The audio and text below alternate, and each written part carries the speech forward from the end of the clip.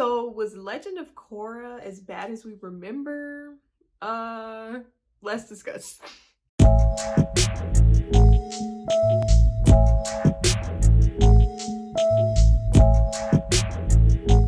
What's good, guys? It is Alissa and welcome back to my channel. I know it has been a minute since I have uploaded. It's just been really heavy lately, you know, just trying to get my mind right. Just been watching stuff that I really like, and just last night I finished watching The Legend of Korra. Before I get into any of that, make sure that you check out the very first link that's in my description box to further assist in the Black Lives Matter movement. Continue to donate to these bail funds, sign petitions, do what you need to do to further help, or just straight up start sending money to Black people because, like, reparations, period. But also, if you like this shirt that I'm wearing, it's very on brand. You can also check out my Etsy shop, which is also in the description box down below. Yeah, I make Avatar The Last Airbender shirts because I wanted to wear my own shirts about Avatar The Last Airbender. So yeah, anyway, as you can see by the title, I am going to be discussing The Legend of Korra, which is a sequel series to Avatar The Last Airbender. Now, if you are frequent on my channel or you watched my other videos, you know that I'm huge on Avatar The Last Airbender. And I actually started watching Legend of Korra live when it came out, and I was so excited because I was like, oh my god, they're continuing the show. And then I kind of fell off with it, and then I revisited it when I was in like high school. Then I only got past like the beginning of season 3, so I didn't even really finish it. And you know, I liked it, but like it wasn't doing it for me, you know what I mean? And here's why I think it wasn't doing it for me, right? So nostalgia usually sells pretty great. Like using nostalgia as like a pitch for something is pretty great, and it usually works out fine.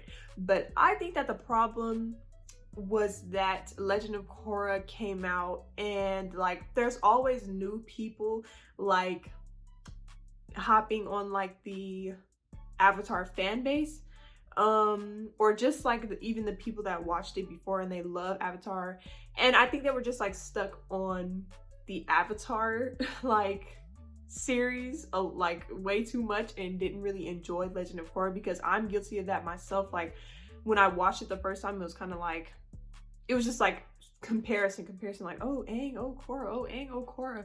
I still do that because like it's the same universe, like you can't really, it's the same universe, like I have to compare. And they also continued and followed up with the characters that were in the previous in this one, so it was just a lot of comparison going on. So I feel like it just wasn't as accepted back then.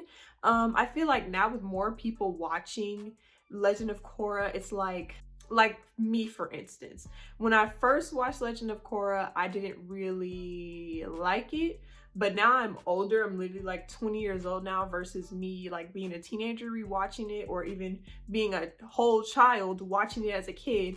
Like it just wasn't hitting like it was supposed to hit. But now that I'm older, I'm watching it, I'm like, this is actually like, I'm enjoying this, you know what I mean? I don't know if anyone else can vouch for that or relate to that, but one thing I can say is that the comedy in Legend of Korra wasn't hitting like the comedy in Avatar The Last Airbender.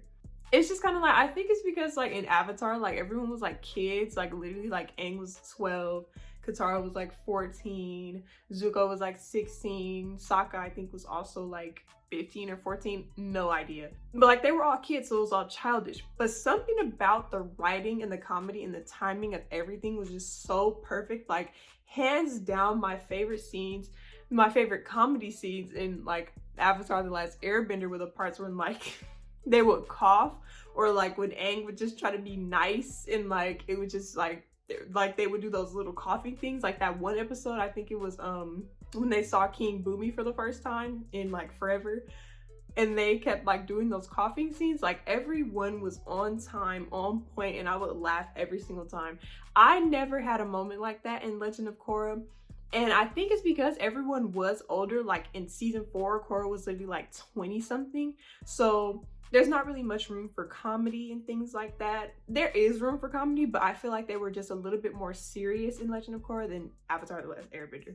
Also, I feel like Avatar: The Last Airbender was like the perfect balance of like fun and serious. Like you have your rest periods, which were my favorite in like Avatar, because it was like you kind of got to see how the characters interacted in just like normal circumstances, other like versus Korra when there's like something happening every 5 seconds. Like there was something happening every 5 seconds in Avatar, but like as they were traveling the world, there was literally downtime to have fun. There was no downtime to have fun in Legend of Korra at all. So that's one thing as well. And I also liked, one thing that I really liked was that the strongest people, and this is no debate, like you try to debate with me on this, there's no debate, because if you list off the strongest people in this universe, they were women. Like the strongest people in this universe, in the Avatar universe, were women. Like, let's just start naming names. Let's talk Katara. Let's talk Korra, okay? We're gonna get into Korra a little bit later. Let's talk Suyin. Let's talk Li Beifong. Let's talk Toph. Like, period. Like, Toph hands, like, I have freaking a wall of just like all the characters in front of me, and I'm just looking like May, like, come on now.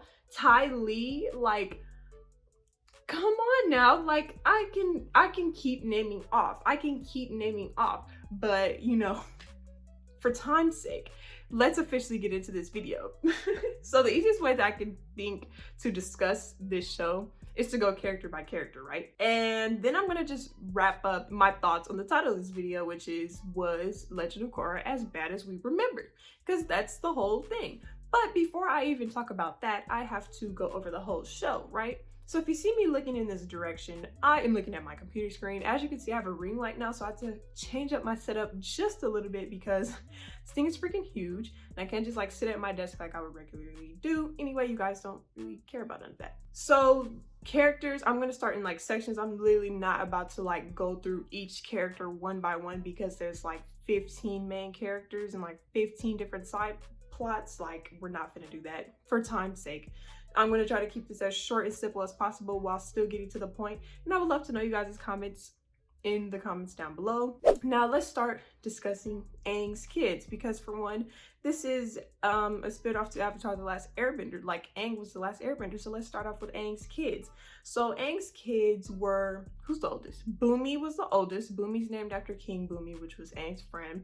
Then Kaya, who's a waterbender. Bumi didn't have any bending powers until season 3 when everybody started becoming an airbender. And then we have Tenzin. So Tenzin was the only one of them that got airbending powers. And then Tenzin had kids with Pema. In my mind, when I say Pema, I think like PEMDAS. So like every time, because I watch with captions, so I would like read her name and I'd be like, please excuse my whatever PEMDAS is, dear Aunt Sally, but it would just be Aunt. Anyway, so Pema and Tenzin had kids, which were from oldest to youngest. Jinora. Come on, Jinora Hive, stand up. Jinora Hive, stand up. I'm gonna touch on Jinora, okay? So we have Jinora, we have Ikki, and then we have Milo. I think his name was Milo. Yeah. So they have kids and great grandkids. Oh, Aang had kids with Katara. Kaya looks literally just like Katara. It's crazy. And the crazy thing is, I imagine Aang's life to be like how Tenzin's life is. Like, it was weird. I was like, I imagined Aang and Katara's relationship with their kids to be how like Tenzin and Pema's relationship is with their kids.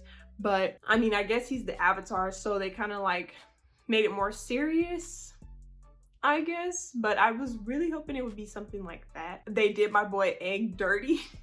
Like, Aang didn't look bad, okay? But like Tenzin, and some people can vouch for me for this, but Tenzin looks better than Aang. Like, am I tripping, or does Tenzin look better than Aang? And not only that, but like if Tenzin and Bumi grew their beard the same, or if Bumi grew his beard like how Tenzin grew, they would look exactly the same. Like, they would literally look exactly the same. Yeah, Kaya serving.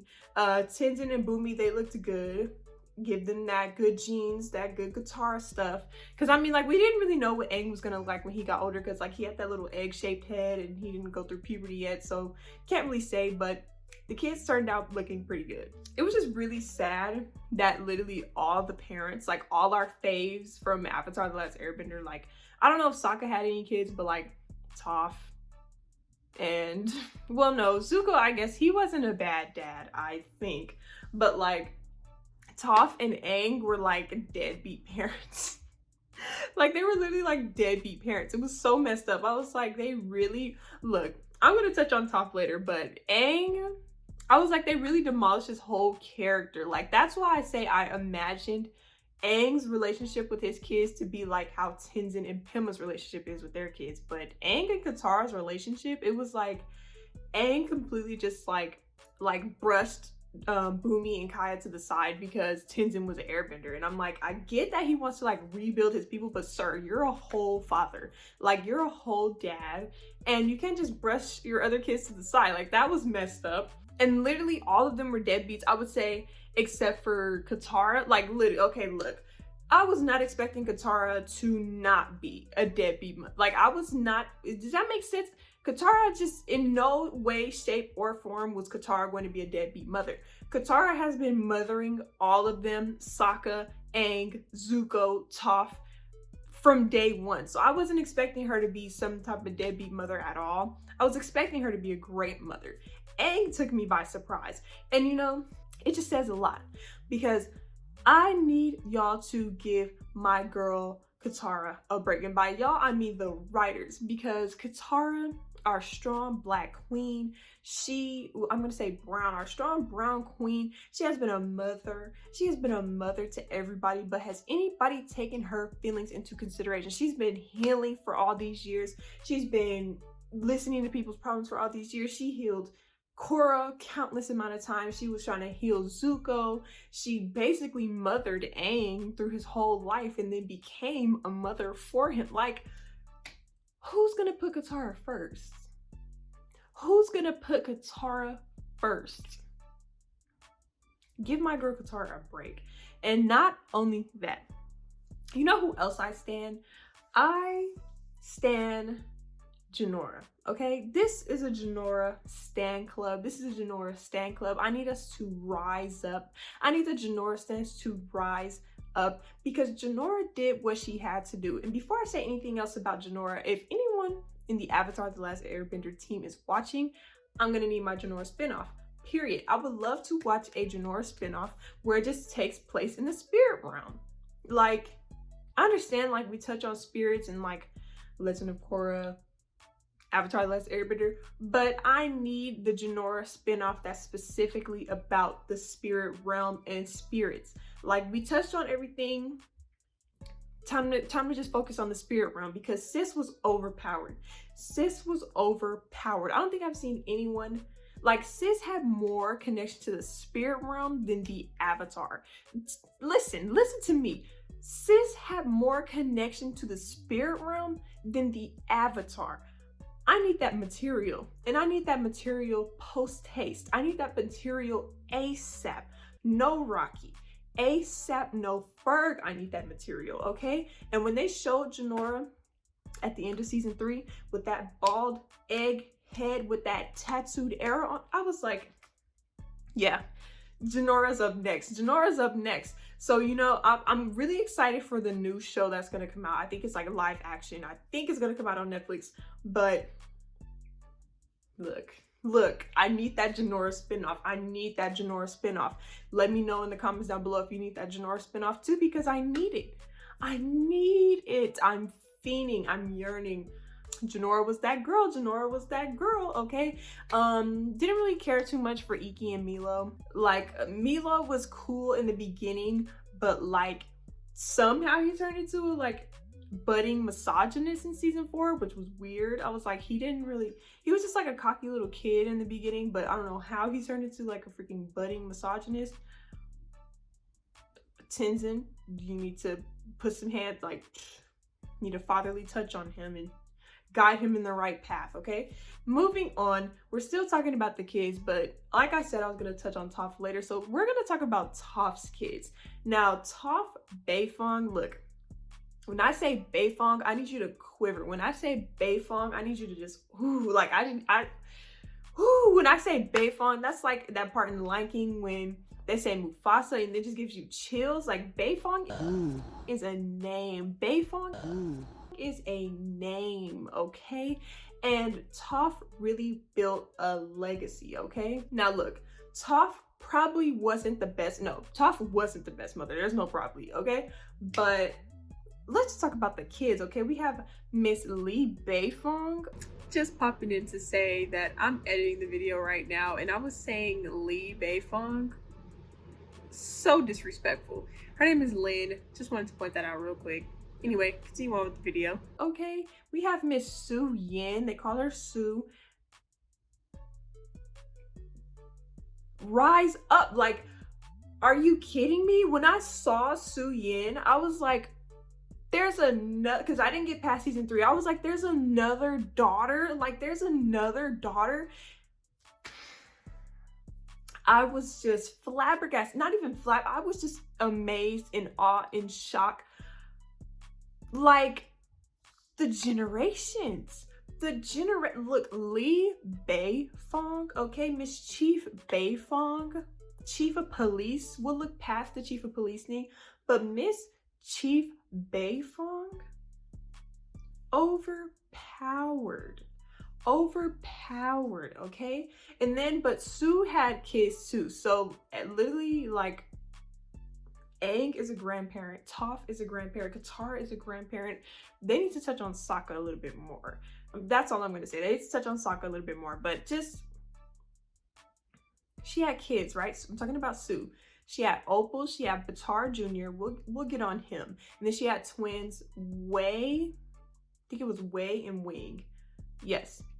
Maybe. But Opal, like, girl, Opal was bomb, okay? Opal was that girl. Baatar Jr. was the weakest link. There's no debate on that. Baatar Jr. was the weakest link. What in the world was he thinking in season 4? Like, dude was like the king of simps. Like, he really ditched his whole family for, what was her name? Kuvira? Kuvira, that's the villain in season 4. We'll get on her later. Dude literally ditched his whole family for Kuvira. I don't know what was going on in his mind that would make him think that what Kuvira was doing was good or a good plan. Like, look, I knew Kuvira was going to be a bad guy from season 3, but Baatar Jr., are you joking? Your family was trying to bring you back to the light and you just completely dismissed them because you thought you were gonna live happily ever after with Kuvira.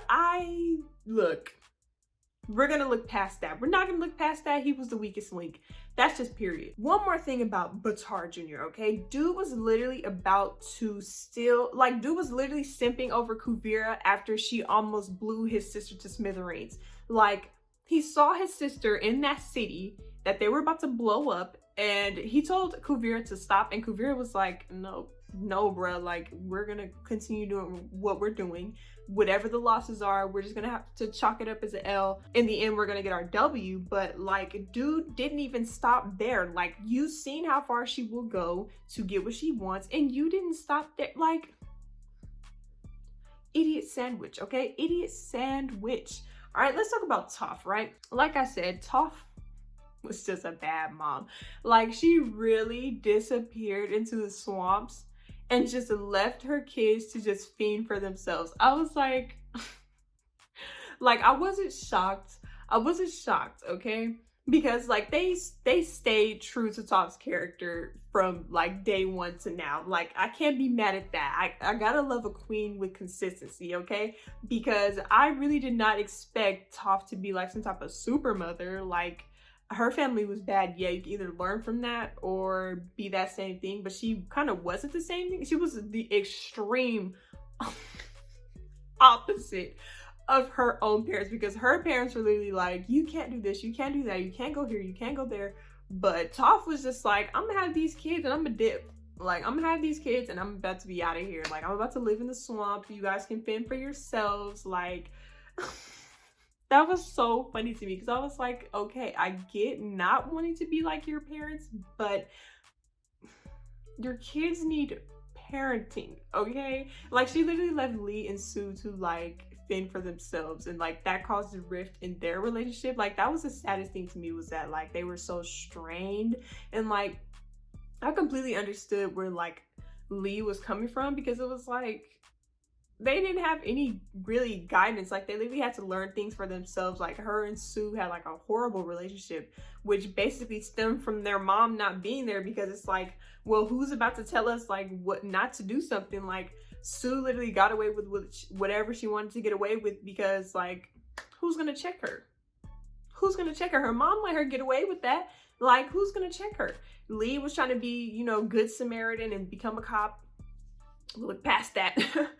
And just like do something right, have some type of structure. But you know, that relationship with her mother was just still eating her up. It was just still eating her up. I just really didn't expect Toph to be some type of super mother. Look, she created a great new generation of kids. We're gonna completely disregard 𝙈𝙪 Jr. That's just that on the 𝙈𝙀𝙐𝙍 legacy, okay? So let's move on. All right, so we're gonna talk about villains and allies, but first I'm gonna touch on the villains of Legend of Korra, right? They came out the gate swinging, absolutely swinging. Can we just talk about Amon really quick? Like, what was his real name? I don't remember. Amon was scary. Like, I would literally go to sleep in my room and have to close my door, close my like literally, like I think I would see Amon's mask in the corner of my room, literally, and I would be terrified. And I'd have to close my eyes and think about something else. Amon was absolutely scary. I love the plot twist with him being a bloodbender. Like, I'm gonna be honest, I have seen season 1 so many times, like, because I would start to watch Legend of Korra, but then like I wouldn't finish. So I've seen season 1 absolutely countless times. So season 1 was no surprise to me. However, Amon was still scary, and they literally came out the gate swinging with this villain.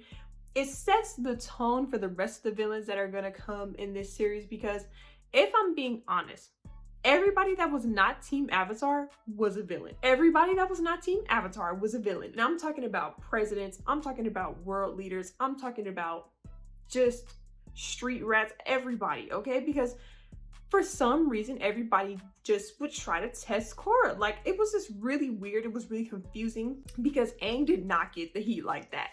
And look, what they did in Avatar: The Last Airbender in the first series was much different from what they did in this series. Like, the main villain in Avatar: The Last Airbender was Fire Lord, what was his name? Fire Lord 𝙀𝙀. The main antagonist in Avatar: The Last Airbender was Fire Lord 𝙀𝙀, right? So we had that build up from season 1 to season 3 with him having to fight Fire Lord 𝙀𝙀. So we just had that one big villain at the end of the series, and then it was just like little petty villains in between, like Zuko, who became like good in the end, Zhao, who was like just an egomaniac. Like, he wasn't even that good of a villain, to be honest. Like, he literally didn't last a second season. Like, he was worthless. And then, you know, it was just basically Aang learning as he went on, and then we gotta fight Fire Lord 𝙀𝙀. No, 𝙀𝙀 became the Avatar. 𝙀𝙀 became the Avatar and had to fight her first villain, who was technically Zahir, but really Amon. Her first villain was a guy that could take your bending away. She's supposed to be the only person that can do something like that, and her first villain was someone who literally matched her energy. What? Amon was terrifying. And then we get to season 2, and then we find out her uncle's literally a bad guy. What was his name? Unalaq. Her uncle Unalaq was a bad guy. And I just thought the whole time that was just sick, twisted, and demented, that they had her fight her uncle and have to kill her uncle. Like, just think about that. Korra had to kill her uncle. Now, it is sad that Aang's people got completely wiped out and he was the last airbender. Korra had to literally fight and kill her uncle. Like, that's sick. That is absolutely sick. And this is only her second villain, technically. Because I'm like I said, everybody was a villain. She literally had to fight everybody. Like, you can't trust anybody, okay? Unalaq was demented, okay? Her whole uncle had her father banished, was working with the dark entity to tear down his own niece. Dude was sick. Dude was literally sick, okay? Sick and twisted. And then we have, I think the next one was kind of the Earth Queen. Like, the Earth Queen wasn't really like a villain. She was just like overpowered in like a monarchy way. She was just like an egomaniac. She got what she deserved, okay? Everyone got what they deserved. 𝙎𝙬, not really. 𝙎𝙬 didn't really get what he deserved, okay? He could have got more. He could have got more smoke. It's giving me Thanos, you know, it's giving me Thanos, how they just dusted him away. Like, no. 𝙎𝙬 was definitely 𝙎𝙬 was definitely the worst one, the most powerful one, and he did not get the smoke that he deserved. And I'll touch on him later. But yeah, the Earth Queen was annoying. 𝙎𝙬 literally ended her with a overpowered airbending move. He literally sucked the air out of her lungs and killed her. Why didn't no one think of that before? Like, that was low-key cool. Look, 𝙎𝙬 has some cool moves. Can't put that past him, but why didn't no one think? Like, airbenders are overpowered. Like, if I can honestly be a bender, I wouldn't be an airbender. I would be a waterbender, like my shirt. So it's my favorite one. But airbending can be so overpowered. Like, just think about that. Like, you can literally suck the air out of someone's lungs. You can literally take the air from around people and just like kill off everybody in one go. Like, that's overpowered. They didn't give us closure on Jet, but they can literally show the Earth Queen getting the air sucked out of her lungs. Interesting. You know, they didn't want to show that somebody died like Jet and we didn't get his closure, but they can show us somebody getting the air sucked out of their lungs. Interesting. Interesting, very interesting. Let's continue talking about 𝙎𝙬, right? 𝙎𝙬 was overpowered and he was the scariest one, and he was like 5'5". The dude was like 5'4", okay? Yeah, I'm being dramatic, but no, for real, for real. They were scared of a dude that was like 5'3". Like, I know we are like all for the short king movement because there are some short kings, but the dude was like 5'2". Yeah, how did they not know that that was 𝙎𝙬 the first time they saw him? If he tried to kidnap Korra when she was a baby, why did they not notice it was him? He's like short and stocky. Like, you can't miss that. He has a whole cut on his eyebrow. He's 5'1" and he has a cut on his eyebrow. Those are the two qualities. That's 4, but those are the two qualities that you need to be looking for when you're looking for 𝙎𝙬. He's 5'1" and he has a cut on his eyebrow. Whether his hair is bald or whether his hair is long and he has a beard. Those are the two main qualities that you should be like, oh, he kind of looks like 𝙎𝙬. Oh, that is 𝙎𝙬. Like, how did he infiltrate the freaking air temple? How did they not realize that was 𝙎𝙬? Interesting. And one more thing, okay, about 𝙎𝙬. Look, as I was watching, this video is like 30 minutes long already. Anyway, we're gonna keep going. I hope you guys are still here. If you're here this far, go ahead and give this video a thumbs up. We're still discussing, okay? Hopefully I'm making some points that you guys can also relate to, but at this point, I'm just giving my thoughts, okay? And then we're gonna give our closing thoughts. As I was watching, it was interesting because I made that same point that 𝙎𝙬 made, and I was like, am I a villain? Does this make me a villain? Because I was like, why did they not learn from Aang's reign that they need to just eliminate all the world leaders? Like, why do they even have different world leaders? Like, I feel like they just need to either appoint people to be basically like the Avatar's underdogs, like the Avatar's voice for each of the nations.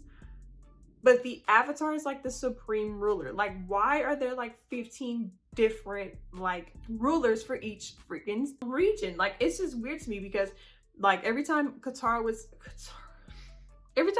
would say something, it would just be like rebuttal, rebuttal, rebuttal.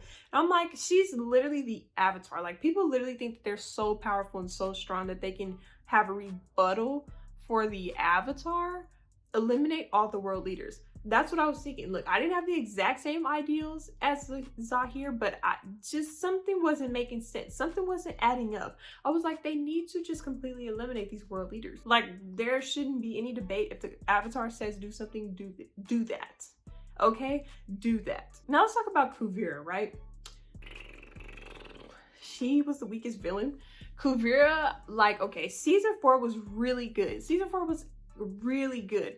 but Kuvira was not on 𝙎𝑐𝙍 level villain. Like, I feel like if we're at the end, like, we need to have overpowered more than 𝙎𝑐𝙍, more than a Thanos, like overpowered, okay? But at the same time, it is like, I feel like season 3 and season 4 should have been flipped, because in season 3 we learned a lot of new stuff about Korra, but like in season 4 she was learning herself, and so she wasn't like really doing a lot of big overpowered like power moves, fighting techniques, things like that, but she was doing that in season 3. So I feel like it should have been flipped, and I feel like we should have went out with a bang for season 4, because Kuvira was definitely like a little filler type villain to me, because like she just had a lot of personal baggage. Like, usually those are the worst villains, that have motives that are like really personal, just based off of like childhood trauma. Like, usually the best villains are literally people like 𝙎𝑐𝙍 or Aang, that are just like, I'm gonna put it like, look, Aang definitely had childhood trauma. Aang definitely had childhood trauma, but he literally believed in what he believed in, and there was no changing his mind, okay? The only reason why he changed his mind was because he lost his followers, and he got exposed. That's the only reason why he changed his mind. 𝙎𝑐𝙍 had a gang, and I mean gang, throw up your B's, throw up your C's, because he had Fire Nation, he had Water Tribe, he had Earthbend. Like, are you like, he had Grove Street. I'm looking at my posters. He had Grove Street, he had Bloods, and he had Crips on his team. He had a whole gang of people just ready to fight Katara and her whole team. Like, overpowered, and all of his goons were overpowered. Like the girl with the like octopus water arms, are you kidding me? He had a whole lava bender on his team. He had a combustion lady. Like, how did she win? How did they win? The only way that they freaking won was like Bolin learning how to lava bend. The airbenders got completely knocked out. Like, overpowered. That was some season 4 type villain stuff. That's what I was looking for. That's what I was waiting for. Anyway, yeah, Kuvira was just the worst. I don't really have much to say about her, because she just had personal issues she wanted to conquer. Girl, you failed. Like, you failed, and you completely just gave up at the end, and that sucks. We're gonna talk about 𝙬𝑅𝑒𝑘 for a little bit, because 𝙬𝑅𝑒𝑘 was also kind of a villain, but not really. But yes, because he was like a capitalist. Like, you can't be a capitalist and not be evil. Like, it just doesn't work out that way. Like, he literally tried to create war just to make money off his war weapons. Sick, demented, twisted. Now let's talk about allies, okay? By allies, I mean Team Avatar. But specifically, I'm talking about Mako, Bolin, and Asami, right? So I really like Bolin. Carried whole season 1 on his back, and if I'm gonna take it a step further, he carried the whole show on his back, okay? Carried the whole show on his back. Mako, annoying, and he was a cop. Mako was cute or whatever. He looked much better in the time skip in season 4, but like, Mako was so annoying. Like, he literally never made up his mind. He was just annoying. Like, I don't know who really likes Mako like that. He just wasn't that guy. He wasn't that guy for me. I'm sorry. That Mako, Asami, Korra love triangle played out in season 1. I don't know why they kept trying to force feed us that plot line throughout, when they could have gave us the Asami Korra plot line in season 3 instead of rushing it in season 4. Now look, I'm aware that season 3 basically got canceled and they just aired the rest of the show on their website. But look, why didn't they just give us the Asami Korra plot line in season 3? Like, I don't care about Mako's feelings for Korra at all. Like, he was literally trying to play, like, he was a liar. He was a cheater. Like, Asami and Korra rights. Like, give them to me. Give me that plot line now. Like, I wanted a kiss. Like, we had to see freaking Mako kiss Asami and Korra like 15 times. Like, no, I want my kiss.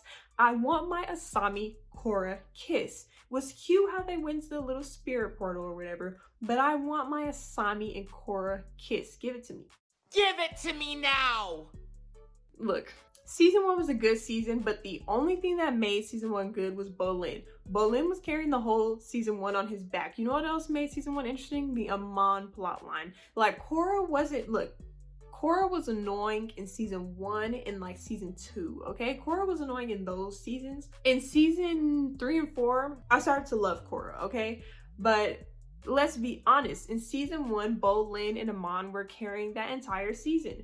I would even say like Tenzin's kids and like the whole Air Temple plotline, not plotline, but those people in the Air Temple were carrying that season.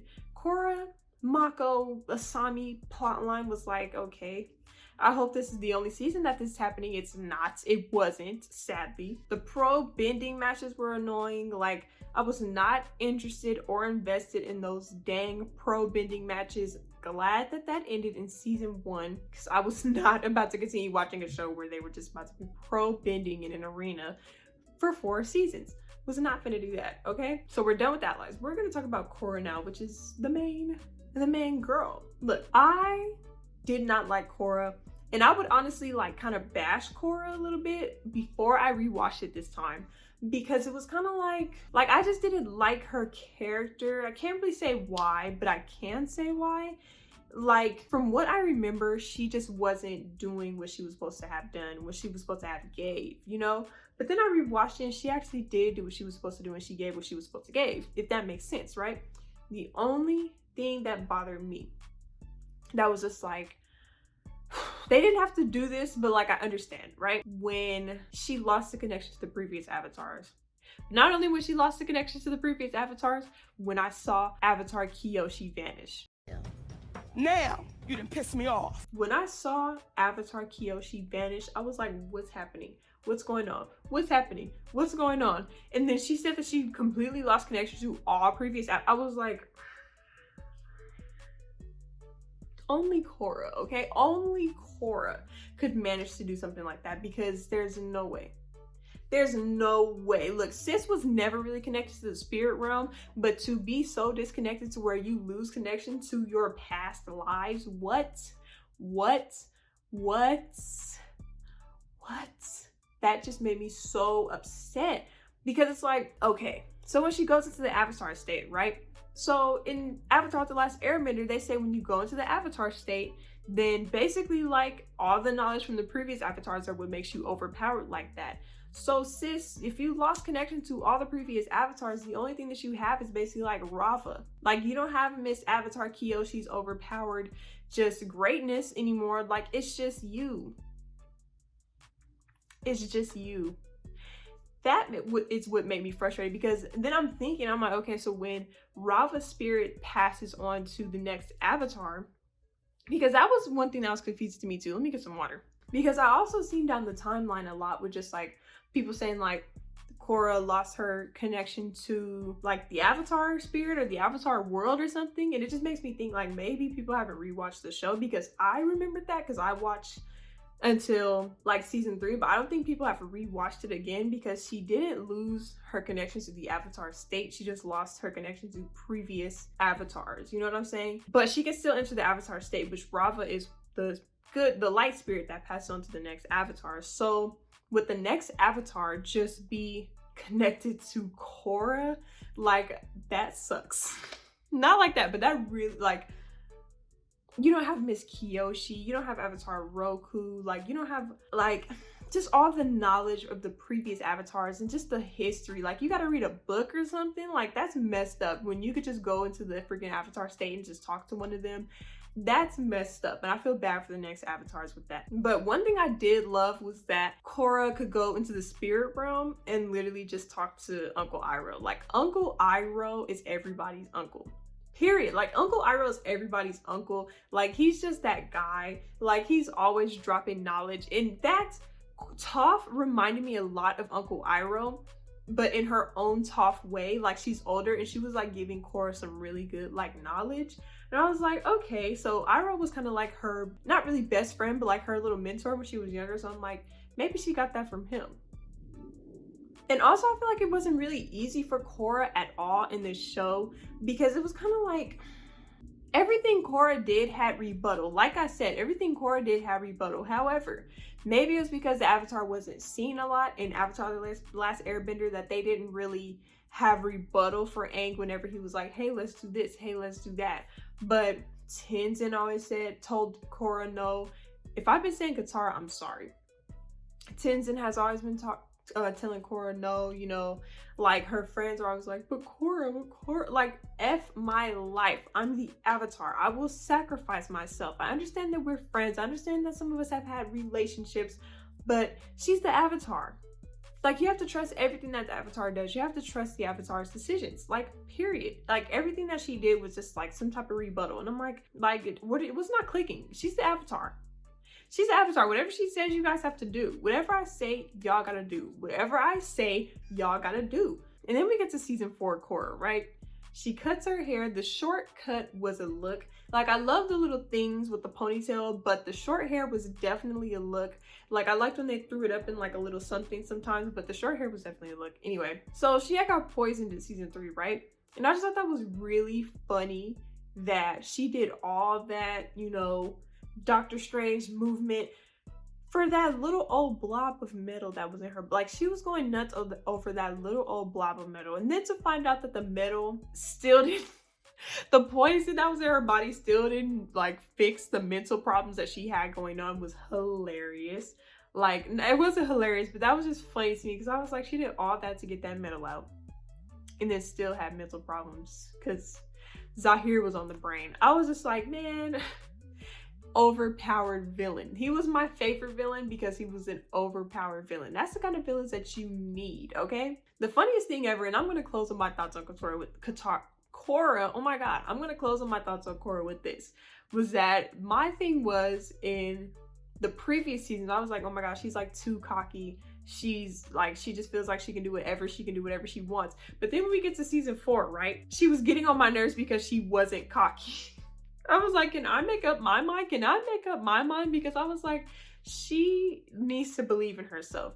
Like, girl, I'm pretty sure she's stronger as ever than she was in these past few years than she was before. And she's not believing in herself. I was like, okay, see, I thought I didn't like cocky Korra, but I actually like cocky Korra, okay?